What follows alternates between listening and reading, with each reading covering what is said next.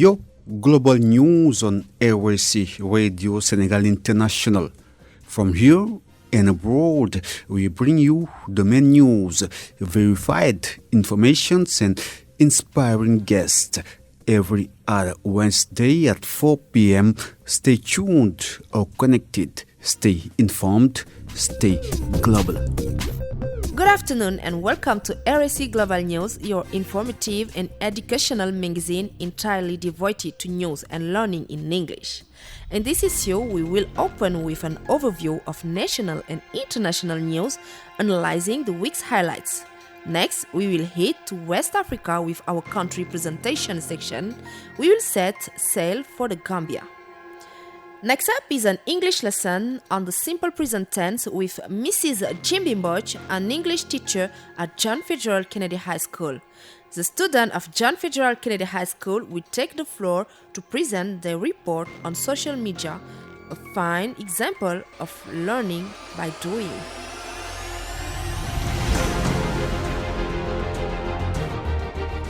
Our guest today is a leading figure, Mrs. Adrienne Yande Job, former ECOWAS Commissioner for Gender and Human Development, will be joining us for a discussion on the challenges of leadership, gender, and development in West Africa. And to round off this edition on a high note, let's listen to this week's hit song, Stay Tuned. RSC Global News starts now. Global News on RSC. Breaking news. Ladies and gentlemen, thank you for choosing us to keep you informed. Here are the breaking news: economy, environment, and health, three key sectors of the heart of national and African news. In Senegal, the Deposits and Consignments Fund has confirmed its strategic role in financing the national economy.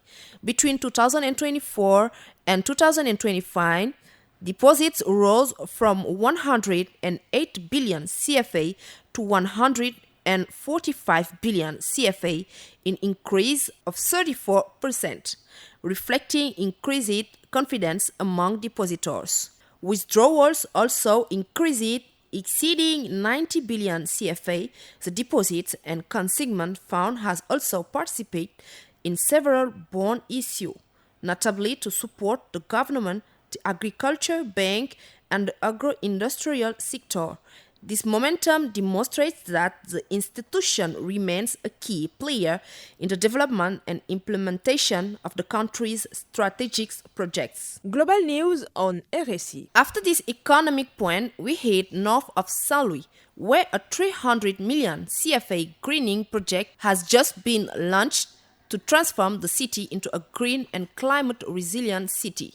Supported by the municipality and the Municipal Development Agency, the initiative plans to plant more than 5,300 trees along the city's main thoroughfare.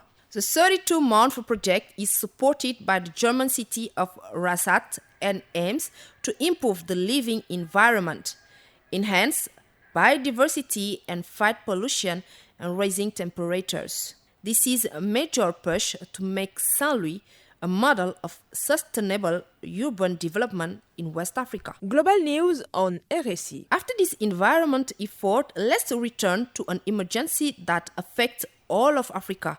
Cancer remains a major public health emergency on the continent. Each year, nearly 1 million deaths are recorded, with more than 1 million new cases. Delays in diagnosis, a lack of specialized personnel, limited access to treatment, and the high costs of care continue to worsen the situation. In Senegal, approximately 11,800 new cases are diagnosed each year, resulting in nearly 8,100 deaths, despite the fact that the disease can be prevented and effectively treated if detected early. The World Health Organization and its partners continue to provide support to strengthen prevention, early diagnosis, and patient care. Following this health alert, let us return to the campuses where a student lost his life on Monday during clashes at Cheikh Anta Diop University in Dakar.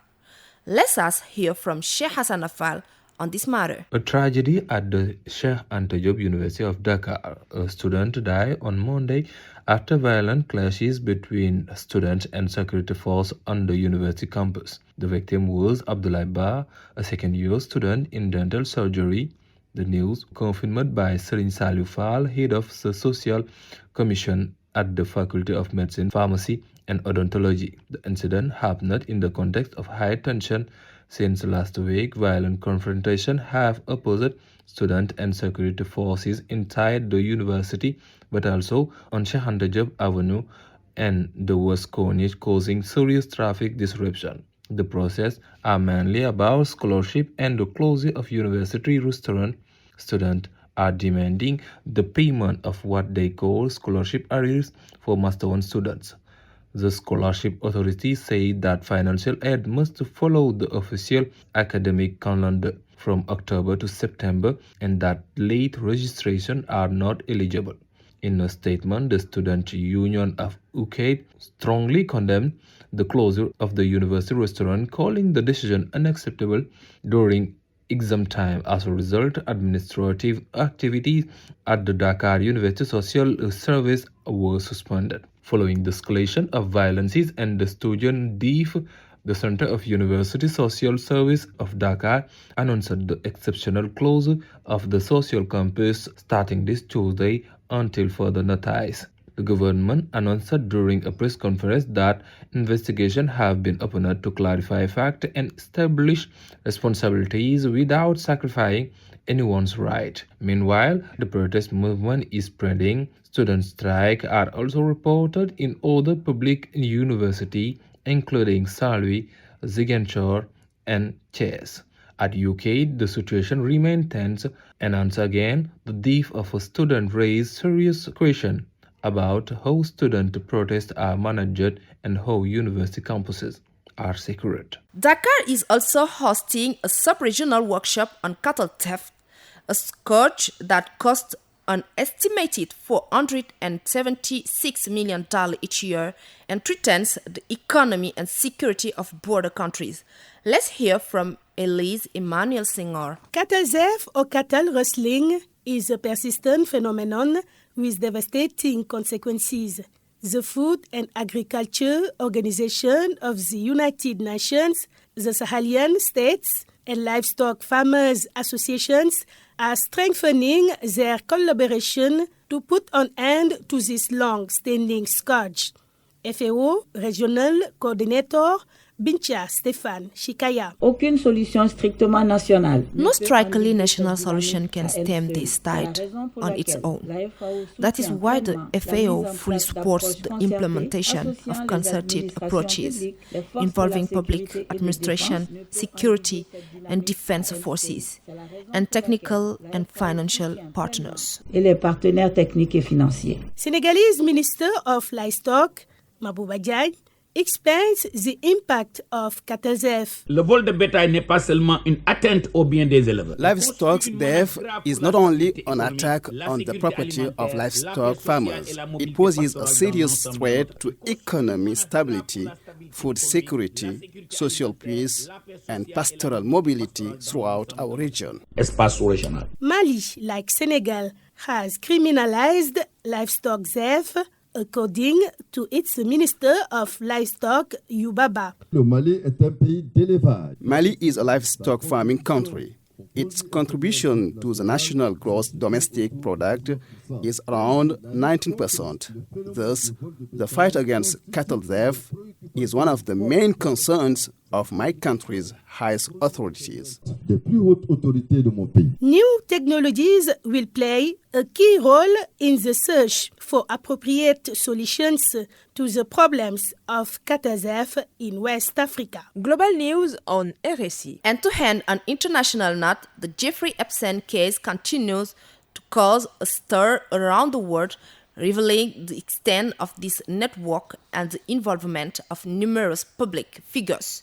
Mamadou Chor tells us more about it. Jeffrey Epstein was an American financier and convicted sex offender known for his involvement in sex trafficking of minors and his connections to powerful individuals. He was accused of sex trafficking of women and girls. Through his successful financial career, Epstein became a multimillionaire and developed a social circle that included extremely wealthy individuals, prominent politicians, and even royalty. While jailed and awaiting a federal sex trafficking trial, Epstein killed himself by hanging. In the wake of his 2019 death, the content of the so-called Epstein files, including who is named in and in what context, became a topic that roiled both sides of the political aisle. During the second administration of U.S. President Donald Trump, the call for the files to be made public became a national conversation, and the eventual release of thousands of documents only deepened the controversy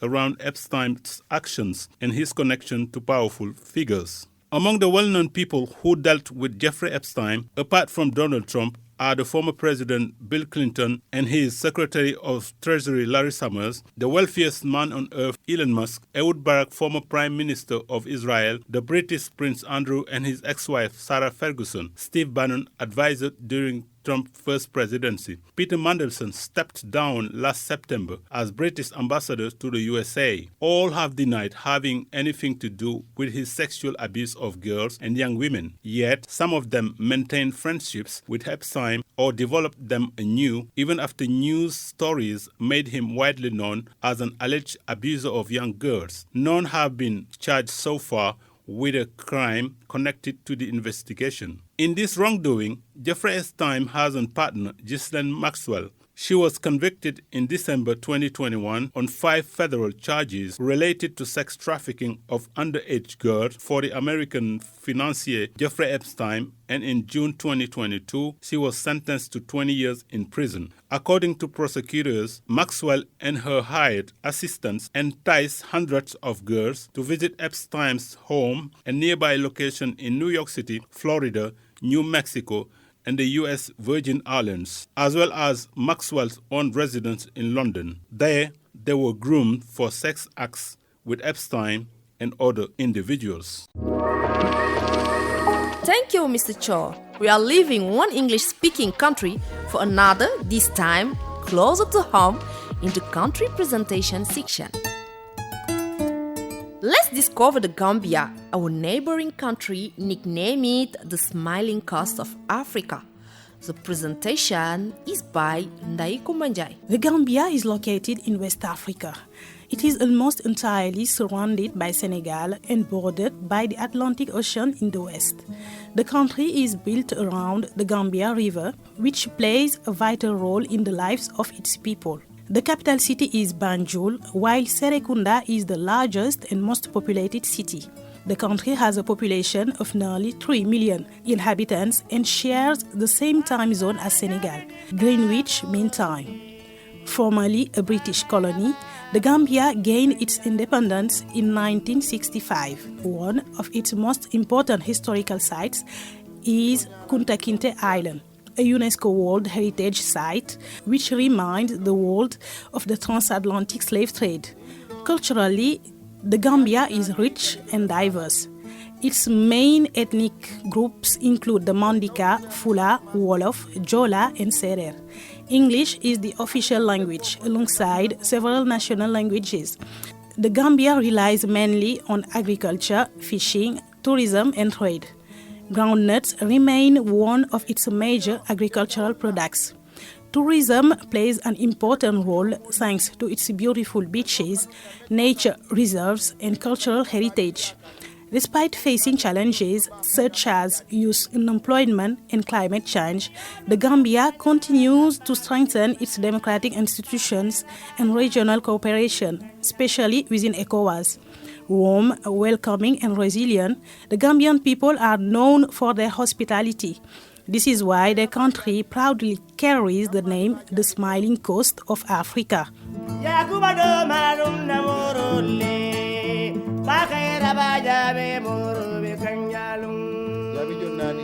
And now, let's head to the educational section of RSC Global News, where English becomes easy and lively. RSC Global News, learn with us. For this lesson, we explore the simple present tense with Yusuf Conte and Jimmy Mboch English teacher at John Fitzgerald Kennedy High School. So, ladies and gentlemen, welcome to Kennedy High School, not far from RTS, and we are with Mrs. Mboch, and very delighted to start these English lessons with a woman named Mrs. Mboch, Mrs. Jimbi Mboch.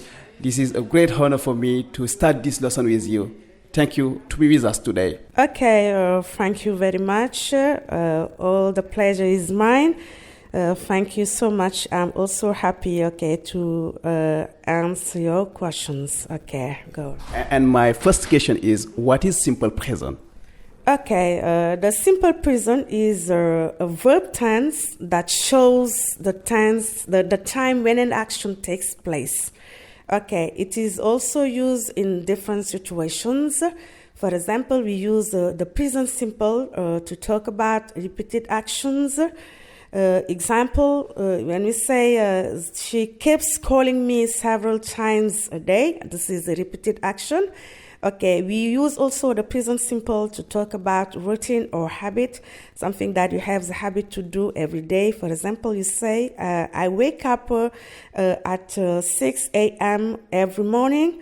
Okay, we use also the present simple to talk about a permanent situation, the situation that lasts for a long time. Example, you say, I live in Dakar, or my parents live in Kaulak.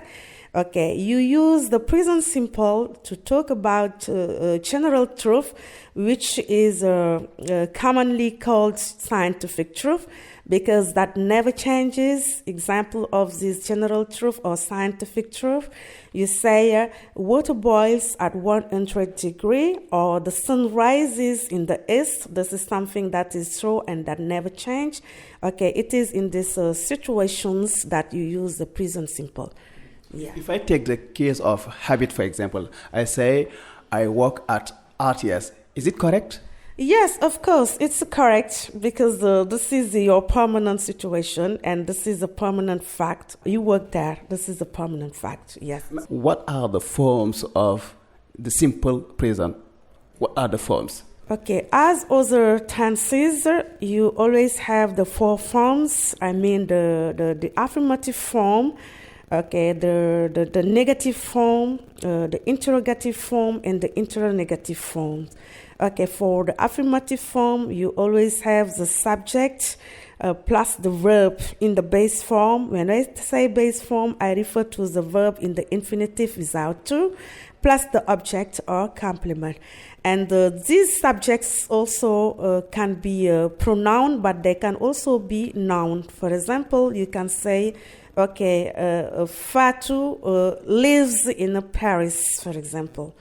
Yeah. For the negative form, you have don't or doesn't, depending on the subject, plus the verb in the base form, plus object or complement. And for the interrogative form, you have do or does, okay, plus subject, plus always the verb in the base form, okay. And for the interrogative form, you have don't plus subject plus the verb in the base form, and you have also the question mark. Can you just give two examples about, for example, the interrogative form and the negative forms? Okay, for the negative form, you say she doesn't go to school. Okay, you see that the verb go is in the base form, even if you have the subject which is in the third singular person, she. That's why you have doesn't, and you have she doesn't go to school. And for the interrogative form, you say, for example, don't you go to school? Don't you go to school? You have don't plus the subject, and the question ends in the negative interrogative form. That's why we call it interrogative form. You have at the same time the negation and the interrogation. Yes.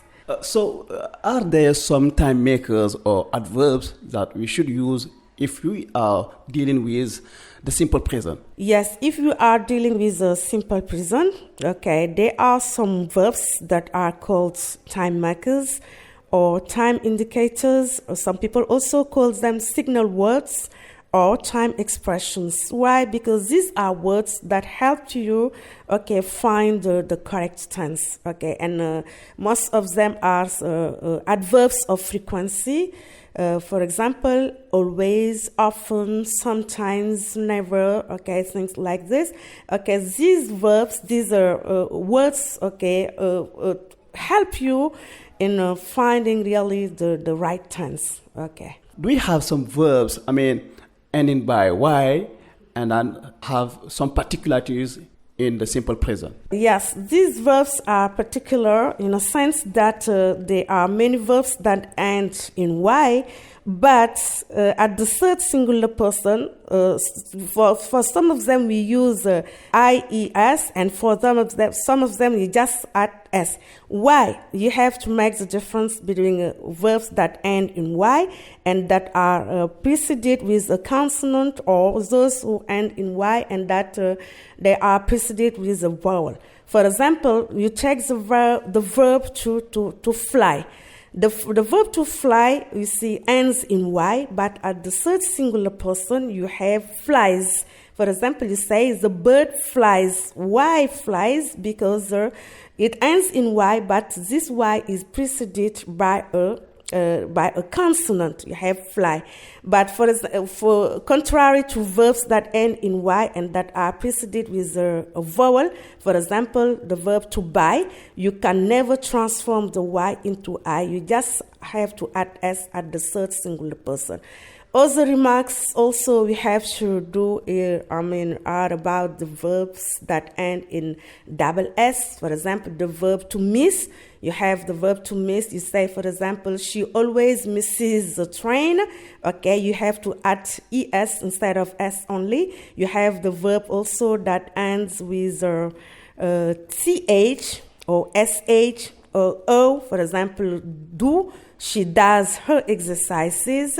Okay, the verbs also that ends in O or in Z also, you have to add ES at the third singular person. That was a great honor for me to listen to you, Mrs. Moj. Okay, thank you so much. All the pleasure is mine. Thank you so much. Thank you very much. This is your first lesson in RSC Global News. Thank you, dear listeners. Now it's time for our Learning English section, where we combine theory and practice to bring English to life. Schooling, let's the better at school. Welcome, the English Club. Hey dear listener, let's move on to the topic dealing with very topical issue. Social media in our daily life. Under the guidance of Mr. Mandu Mbembai, students from John Fitzgerald Kennedy High School take the floor. Let's listen to their presentation recorded by Yusuf Conte. Very good morning, dear listeners. Welcome to our broadcasting. My name is Mr. Mbai, teacher of English at Kennedy High School. I am the manager of the English Club. Today, we're going to discuss about a very interesting topic, which is social media and artificial intelligence. So, let me give the floor to the students and they will introduce themselves and talk about the topic. Good morning, dear listeners. My name is Aisat Diop. I am in Upper Sixth Form S stream in John Fitzgerald Kennedy High School. We will talk about social media and artificial intelligence. Nowadays, teenagers use social media like TikTok, Instagram, and WhatsApp. It has many advantages, but it can also have drawbacks, but still help us in a lot of things. Social media help us to discover leisure activities like knitting, drawing, and also to find job opportunities. It helps us to connect and share with other people all around the world, to discover new friends, and artificial intelligence help us in our study. For example, it helps us understand how to listen by summarizing it, or we can do research. Social media and artificial intelligence make knowledge more accessible. It's not only used to cheat or for cheating. Students use it to have a better access to knowledge. Instead of going to the library and borrow some books, we can directly have it in our phone in one click. Thank you for your attention. This was the advantages. Now Matifal will come and talk us about drawbacks. Hello, my name is Matifal. I'm in upper sixth form S stream, and we'll talk about the drawbacks of social media AI. Social media are platforms where you can find a lot of applications like Instagram, TikTok, or Snapchat, and sometimes they are used in bad ways. For example, many teenagers use it to watch non-appropriate contents, waste time, and harassment in their discussions. They also show their daily lives that can attract many bad people because they can be jealous of their success. In addition, AI impacts a lot also our life. For instance, it helps create deepfakes, make missing information or fake news. Some students use it for cheating. It develops intellectual laziness. To sum up, social media can be very useful if we use them appropriately. Hello everybody, my name is Madina Al. I'm here to talk about how we can manage social media. So many people say that social media are a big distraction for students. Others say that it has many advantages also. But for me, we just have to find the equal line and use it as the best way we can. For example, if we take the case of students, social media can be a good tool for studies, for our studies. Some social media like WhatsApp helps us to share with each other. So we can use that connection to ask a question to our friends or the teacher if you have a problem in exercise or if you don't understand the lesson. In addition, there's also Google that we can use for all choices we need. Nevertheless, students also have the right to have leisures, and social media are also a good tool for distraction. We can watch some videos in our daily life, but just to take a little bit of our time so we don't distract ourselves too much. To sum up, besides drawbacks, social media also have solutions to regulate our use of this platform. So it's all I had to say. Thank you. Thank you so much, dear students. So, as you know, we're living in a 21st century, and you digital natives. Today, we have to sensitize our classmates, your classmates, on the use of social media and artificial intelligence. So how they can use it properly? How can they use it to help them improve knowledge and better understand the lesson they are having in class? It's not a tool for cheating, but it is a tool to help you better learn. So thank you for coming to our broadcasting. We're giving you an appointment for the coming days. Thank you so much. RSI Global News, now the guests. Our first guest in this broadcast is a woman named Adrienne Yande Job, former ECOWAS commissioner. Our guest discusses about the future of ECOWAS in light of the departures of certain member states. She advocates learning from past failures and strengthening the organization, answering questions from Mamadou Chor. Adrienne Yande Job, good to be with you. Thanks for joining us. Thanks for having me. From 16, the Economic Community of West African States, ECOWAS, is now reduced to 12 countries since Mali, Niger, and Burkina Faso left this regional community. How can ECOWAS face its current crisis of legitimacy? First, I have to say that it is a regrettable development, the withdrawal of 3 member states, because those countries were part of the countries that form the core of the creation of ECOWAS, and they played a great role in the development of ECOWAS until this day. So for many reasons that we all know, they decided to withdraw. We regret it. I think ECOWAS should do its best and maximum to try and get them back home, because we believe their home is ECOWAS. I believe that there's still hope. Nothing is irreversible. We just need to go on the negotiating table, see the problems they put on the table, how we can address them, and how we can work together so that they can come back to the big family. So you are not among those who go for breaking ties with the Confederation of Sahel States, Mali, Niger, and Burkina Faso? No, it is difficult. I understand. If you have a family, if one of your child decides to leave home, it's regrettable. But I believe you will make every effort to make that child comes back to the family. There must have been some misunderstanding and issues that were not addressed maybe in the proper way. I believe a comeback is possible. I'm very optimistic. And that's for the best of the region. And the best also for those three states that broke away. So if ECOWAS makes it through the current crisis, are you hopeful to see Mali, Niger, Burkina Faso, and even Mauritania, who left long ago, coming back to this regional community? It's not going to be easy. We need experts in negotiations, people who also speak the truth to make them come back. Because ECOWAS can be of big help to all its member states. As every regional community, it is going through turbulences. It happened to the EU, the UN is going through turbulences right now for different reasons. But I believe there's a possibility that ECOWAS can come back together and be the grand community that everybody has known.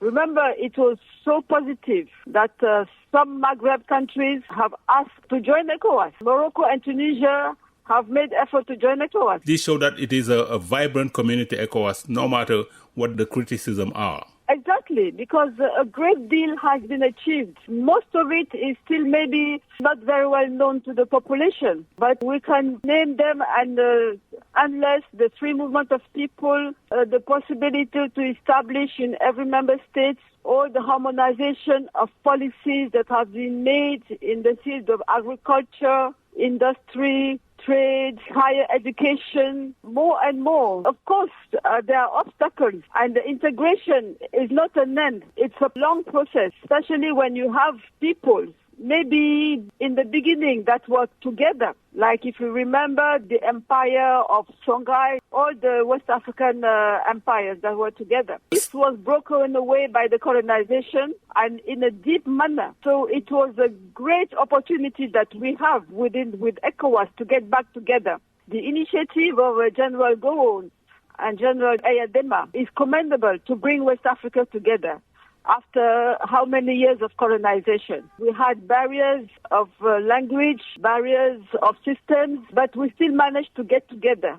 And we just have to take one issue after together. All we need is political will and put the means to the integration system so that all the initiatives that have been taken, the protocol that have been signed, can be implemented by the member states who signed them. Our guest today is Adrian Yande Diop, former ECOWAS Commissioner in charge of Gender and Human Development. You were saying that you're hopeful to see back to the community countries like Mali, Niger, and Burkina Faso. Starting from June 2026, Senegal will be leading the Commission of ECOWAS, which means the executive branch. Do you think our country has the tools to succeed in that mission? Definitely. Our country is taking the lead of the executive branch, the presidency of the commission, when the organization is at a crossroads. So it's a big challenge. I know we have great qualified human resources in our country who can lead the institution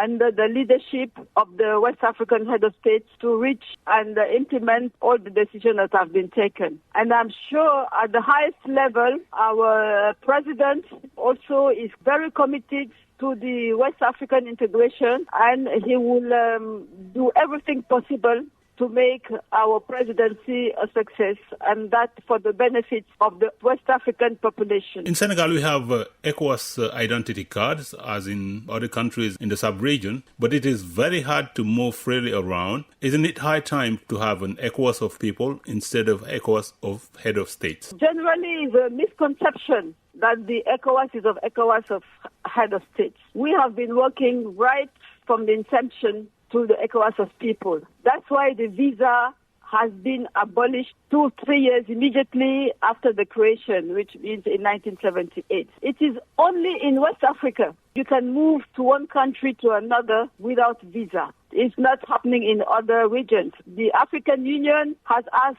other regions to do so, but most of them have not implemented it. Of course, there are barriers, but those are inherent to our administrations, because especially at the terrestrial borders, which is the way that most of the population go through, all the traders, especially women, all the people who bring goods from one country to another by road, they are the ones experiencing the difficulties.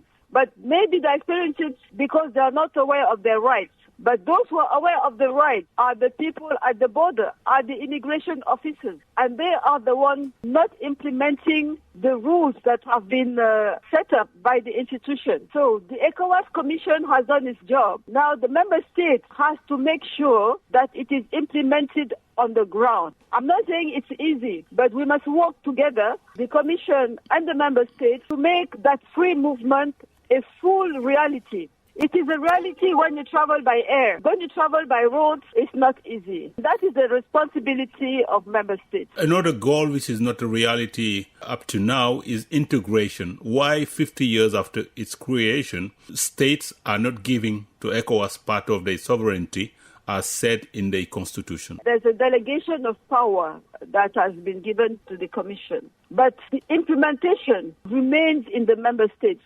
The Commission makes proposals and they go from the needs of the people. It's a bottom-up system which is after approved by the member states at every level, at the expert level, at ministerial level, and then at head of state level, who finally sign the document.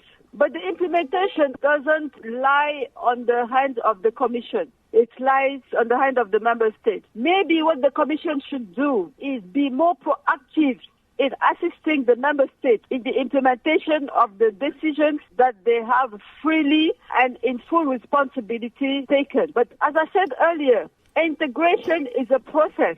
See, in Europe, when they have started, even we have states that have broken away, that have left the Commission, like UK. But we know that it's not easy for them. So it's a long process, and it requires full commitment of all member states, especially a strong leadership at member states and dedication to the interests of the West African integration. Because we must know that a successful integration is a successful development for member states. Dissolve or reform ECOWAS, what would you say? No, I don't think ECOWAS should be dissolved. It would be a very big mistake. What I think is that in the light of the latest development in the few years, member states and the Commission and civil society, the youth, the women, the private sector, the business community, all sectors of society should sit down, discuss, and see how they see the integration, how they want it to go forward. On the political sphere also, civil society movement, pro-democracy movement, see how we can avoid what has happened and reform in some ways the operationalization of the integration decision. I believe the Commission must have also more power to make decisions and to also make sure that they are implemented in the member states. At the present state, the Commission has no power. All the power resides with the member states. If you see the EU, which has been at some point our model, the EU Commission is very powerful. It can warn, apply sanctions, member states who are not respecting the decisions. I'm not saying we should go that far. We should follow our social and political environment. We must make sure that every member state sees itself in the integration process. In that way, they will make effort. Ariane Job, it was a pleasure talking to you. Thank you very much for having me. After this insight into ECOWAS, let's pick up the pace with our track of the week. Some music now. Let's enjoy.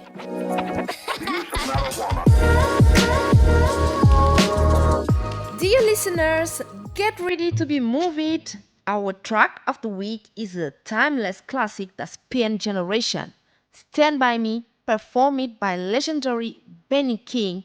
Sit back, relax, let yourself be carried away by this unique voice and this song that makes her beat in unison.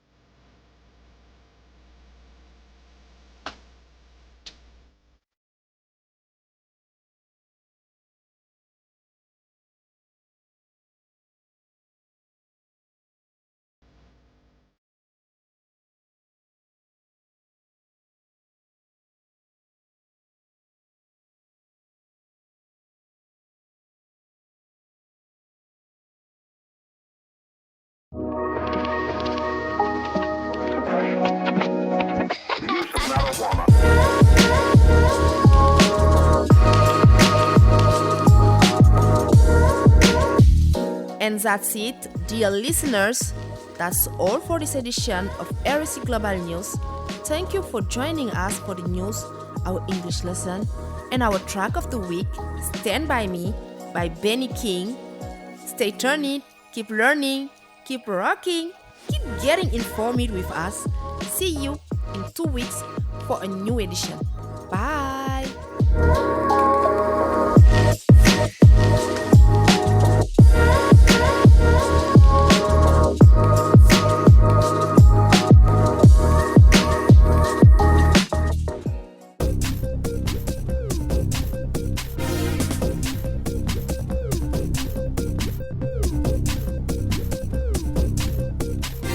You've been listening to RSC Global News on Radio Senegal International 92.5. Thank you for joining us for news, music, learning, and global conversations. See you in 2 weeks, same time, same frequency. Stay curious, stay global.